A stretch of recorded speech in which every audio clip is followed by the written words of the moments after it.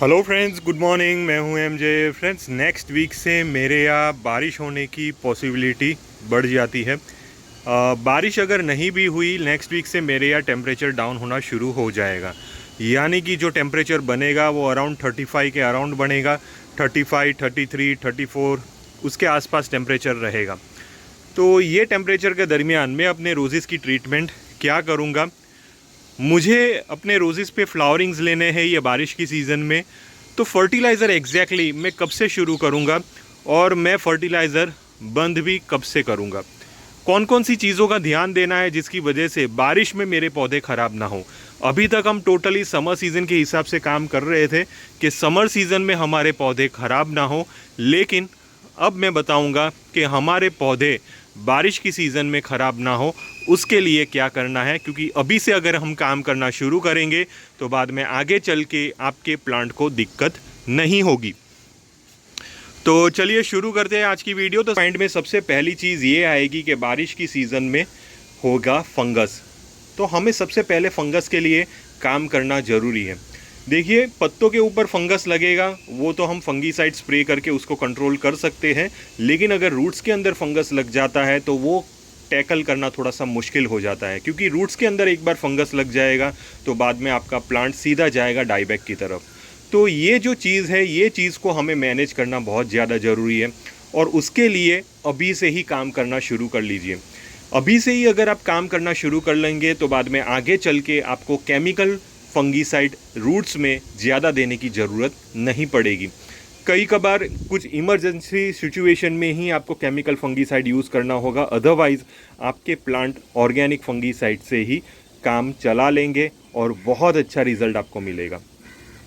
तो उसके लिए फ्रेंड्स सबसे पहली चीज़ हमें ये करनी है कि ट्राइकोडर्मा आपको अपने पौधे के रूट्स के अंदर देना शुरू कर लेना है। ट्राइकोडर्मा के साथ साथ अगर आप अपने पौधे के अंदर पोटेशियम ह्यूमेट भी डालेंगे तो नए फाइब्रस रूट्स डेवलप होंगे, जिसकी वजह से प्लांट और ज़्यादा ग्रोथ करेगा मानसून की सीज़न में और ज़्यादा पत्ते निकालेगा। तो ट्राइकोडर्मा प्लस पोटेशियम ह्यूमेट दोनों को 2-2 ग्राम लीजिए। जी हाँ friends, 2 gram trichoderma, 2 gram potassium humate. Trichoderma की क्वांटिटी थोड़ी सी मैंने पहले से बढ़ा दी है। पहले मैं ट्राइकोडर्मा कम देता था, लेकिन अभी मानसून की सीज़न जैसे जैसे नज़दीक आ रही है ट्राइकोडर्मा मैंने 2 ग्राम कर लिया है, पोटेशियम ह्यूमेट मैंने 2 ग्राम कर लिया है। इससे आपके प्लांट के रूट सिस्टम सेफ रहेंगे, नए रूट सिस्टम डेवलप होंगे और फंगस जल्दी डेवलप नहीं होगा। लेकिन ये सारी चीज़ें करने के टाइम पे आपको एक चीज़ का ध्यान देना है कि आपके प्लांट के रूट्स के अंदर आपको किसी भी टाइप का केमिकल फंगीसाइड नहीं देना है। आप केमिकल फर्टिलाइज़र वगैरह दे सकते हो, लेकिन केमिकल फंगीसाइड नहीं देना है। केमिकल फंगीसाइड दोगे तो ट्राइकोडर्मा का इफेक्ट ख़त्म हो जाएगा। तो इसीलिए मैं केमिकल फंगीसाइड अभी से मैंने अवॉइड किया है। मैं ट्राइकोडर्मा पे ही ज़्यादातर फोकस कर रहा हूँ। अब जैसे कि अभी से ही फ्रेंड्स मैं ट्राइकोडर्मा देना शुरू कर लूँगा, तो जब मेरे यहाँ हैवी रेनफॉल होगी तब मेरे प्लांट के रूट सिस्टम के आसपास ट्राइकोडर्मा के जो अच्छे फंगस होते हैं, बेनिफिशियल फंगस होते हैं, वो ऐसा जाल बना देंगे जो ख़राब फंगस को डेवलप नहीं होने देंगे, जिसकी वजह से हमारे जो प्लांट्स है हैवी रेनफॉल में भी सेफ़ रहेंगे, उसके रूट सिस्टम डैमेज नहीं होंगे। तो ये हमारा पहला मोटिव होगा जिसकी वजह से हमारे प्लांट्स सेफ़ रहेंगे। अब हम चलेंगे दूसरे मोटिव पे। दूसरा मोटिव रहेगा हमारे प्लांट्स के ऊपर नए पत्तों की ग्रोथ। जी हाँ फ्रेंड्स, हमें अपने प्लांट्स के ऊपर नए पत्तों की ग्रोथ लेनी है। समर सीज़न में फ्रेंड्स हमारे जो पौधे हैं उन्होंने जो भी लीव्स प्रोड्यूस किए हैं वो समर सीज़न के अकॉर्डिंग किए हैं। और अब हमें आगे बढ़ना है मानसून की सीज़न के लिए। मानसून की सीज़न के लिए हमें नए पत्ते प्लांट के ऊपर डेवलप करने के लिए हमें अपने पौधे के अंदर फर्टिलाइज़र भी देना शुरू कर लेना है। देखिए, यहाँ पे हमें कुछ चीज़ों का ध्यान देना है। सबसे पहली चीज़, बारिश का पानी एसिडिक होता है। एसिडिक पानी ऑलरेडी हमारे मीडिया के अंदर जाता रहेगा, तो हमें अलग से किसी भी टाइप का एसिडिक वाटर मीडिया के अंदर नहीं देना है। भले ही आपका कोकोपीट मीडिया हो, सिंडर मीडिया हो या तो मिट्टी मीडिया हो, कोई भी मीडिया में प्लांट ग्रो हुआ हो तो उसके अंदर आपको एसिडिक वाटर नहीं देना है, क्योंकि बारिश का पानी ऑलरेडी एसिडिक होता है। तो अगर ज़्यादा एसिडिक वाटर दिया तो बाद में ट्राइकोडर्मा या तो केमिकल फंगीसाइड डालने के बाद भी आपके प्लांट के रूट सिस्टम बहुत जल्दी रॉट हो जाएंगे। तो यहाँ पे मैं कहने का मतलब ये है कि जितना एसिडिक मीडिया रहेगा आपके प्लांट के रूट्स उतने ही जल्दी रॉट होंगे। भले ही आप कुछ भी कर लो, बेस्ट से बेस्ट फंगीसाइड भी डाल दो, लेकिन अगर आपका मीडिया एसिडिक रहेगा, ज़्यादा एसिडिक रहेगा, देखिए नॉर्मल एसिडिक यानी कि 7 के आसपास रहेगा, बहुत अच्छा मीडिया है। लेकिन अगर आपका मीडिया 5.5 6 तक चला गया तो बाद में ये मीडिया आपके प्लांट के रूट सिस्टम को रॉट कर सकता है। तो ये चीज़ ध्यान में रखिए चलिए कि किसी भी टाइप का हमें एसिडिक वाटर रूट्स में नहीं देना है फुल मॉनसून्स में। अब हम फर्टिलाइज़र की बारी करेंगे। फर्टिलाइज़र में कौन कौन सा फर्टिलाइज़र चलेगा, देखिए मैं सबसे पहले 1261 से शुरू करूंगा। 1261 एक ऐसा फर्टिलाइज़र है जो प्लांट के ऊपर से नए पत्ते प्रोड्यूस करेगा। जो भी नोड एरियाज़ है वहाँ से न्यू लीव्स निकलना शुरू करेंगे। जो प्लांट्स ने अपने लीव्स गिरा दिए हैं, जैसे कि ये जो देख रहे हो कुछ प्लांट्स ने अपने लीव्स गिरा दिए हैं, वो नोड एक्टिव हो जाएंगे। यहाँ पे भी जैसे कि देख रहे हो कुछ प्लांट के लीव्स निकल चुके हैं, तो वो नोड एक्टिव हो जाएंगे और हमारे प्लांट फिर से नए पूरे हरे भरे हो जाएंगे, पूरे भर के निकलना शुरू हो जाएंगे। दूसरा जो फर्टिलाइज़र हम देंगे वो है calcium nitrate, magnesium nitrate, potassium nitrate. अब ये जो फर्टिलाइज़र मैं आपको बता रहा हूँ, ये फर्टिलाइज़र बहुत सोच समझ के आपको देना होगा। अब यहाँ पे फ्रेंड्स एक चीज़ मैं आपको बताना चाहता हूँ, जितना ज़्यादा नाइट्रोजन बेस्ड फर्टिलाइज़र आप अपने पौधे के अंदर दोगे, प्लांट के लीव्स, प्लांट की ब्रांचेस उतनी ही जल्दी सॉफ्ट होना शुरू हो जाएगी।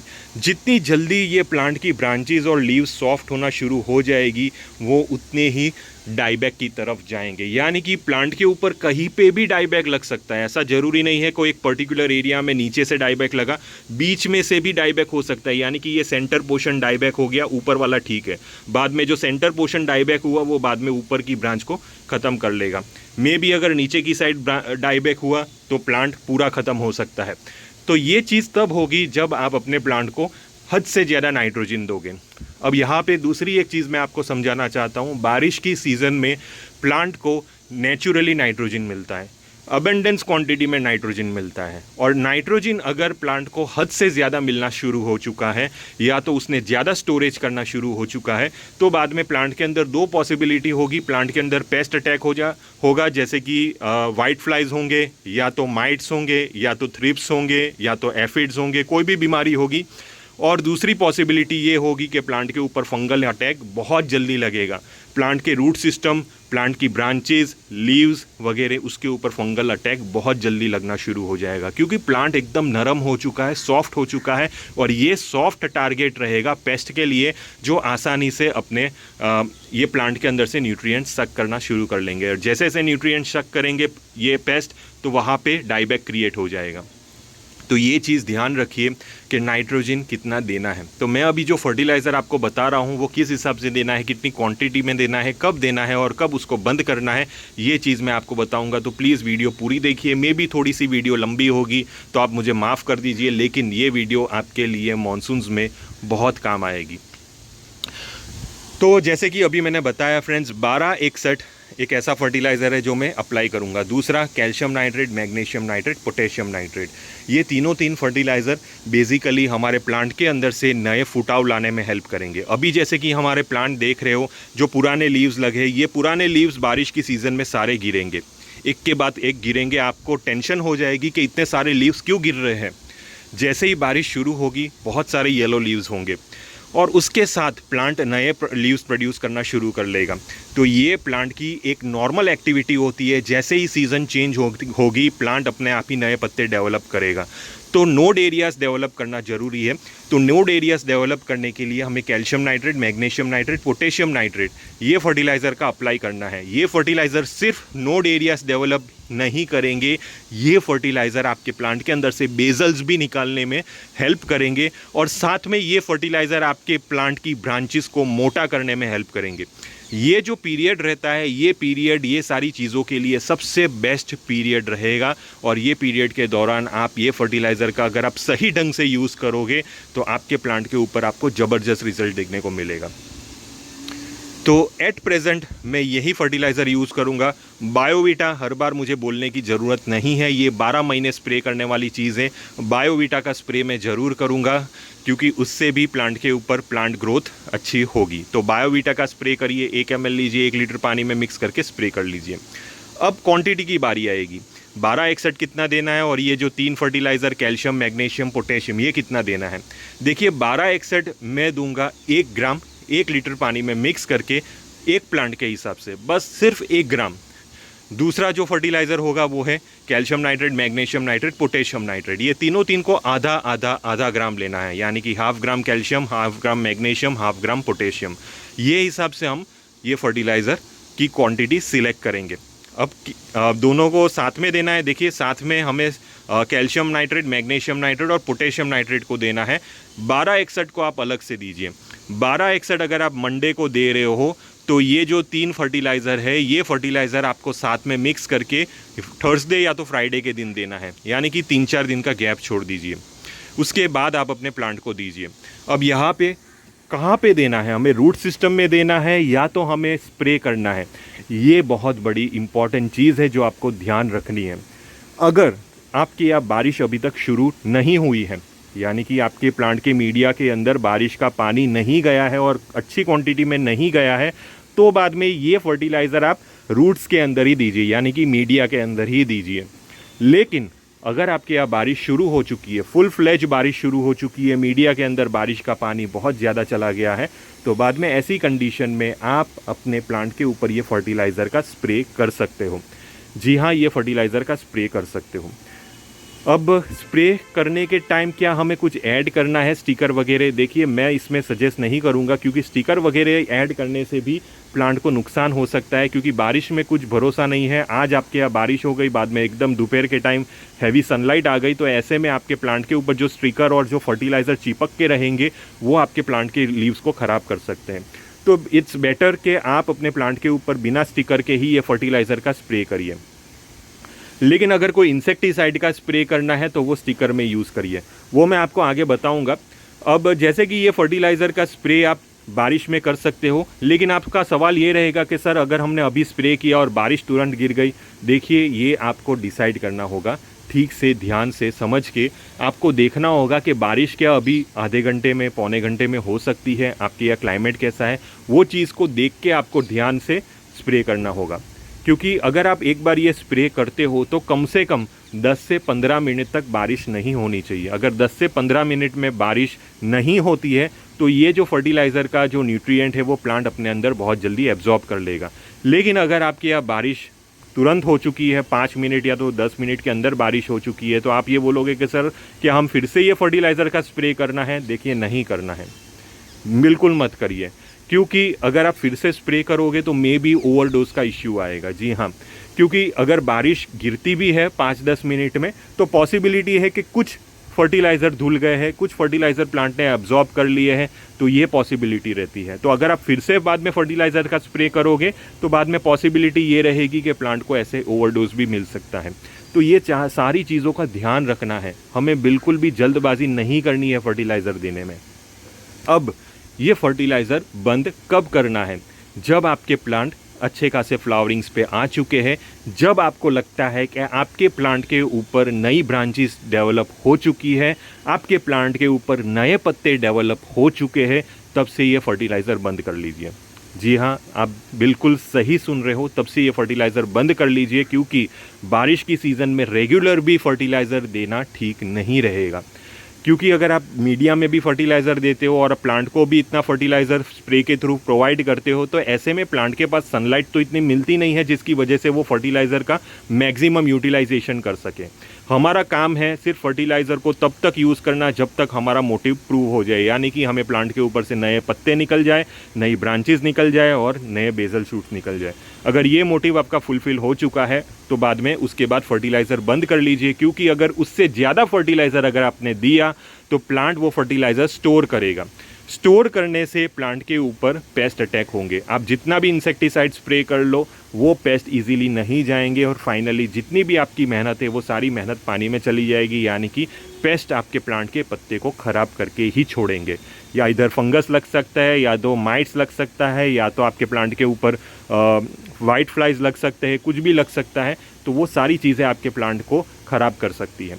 तो इसीलिए फर्टिलाइज़र जब भी आप इस्तेमाल करते हो तो ध्यान से इस्तेमाल करिए और एक आपका मोटिव प्रूव हो जाए तब तक इस्तेमाल करिए। अब बात आएगी कि हमें अपने प्लांट के ऊपर प्रूनिंग कब करनी है। उसके लिए एक सेपरेट वीडियो आएगी। प्रूनिंग के बाद ही ये सारा प्रोसेस मैं शुरू करूँगा, लेकिन पोटेशियम ह्यूमेट और ट्राइकोडर्मा वाला ट्रीटमेंट तो अभी से ही शुरू कर लीजिए। फर्टिलाइज़र एग्जैक्टली मैं कब से शुरू करूँगा, मैं आपको टेम्परेचर भी बताऊँगा कि कौन से डेट से मैं फर्टिलाइज़र शुरू करता हूँ, कौन से डेट से पहले मैं प्रूनिंग करूँगा, प्रूनिंग किस तरह करनी है, ये सारी चीज़ें मैं आपको आने वाली वीडियोज़ में बताऊँगा।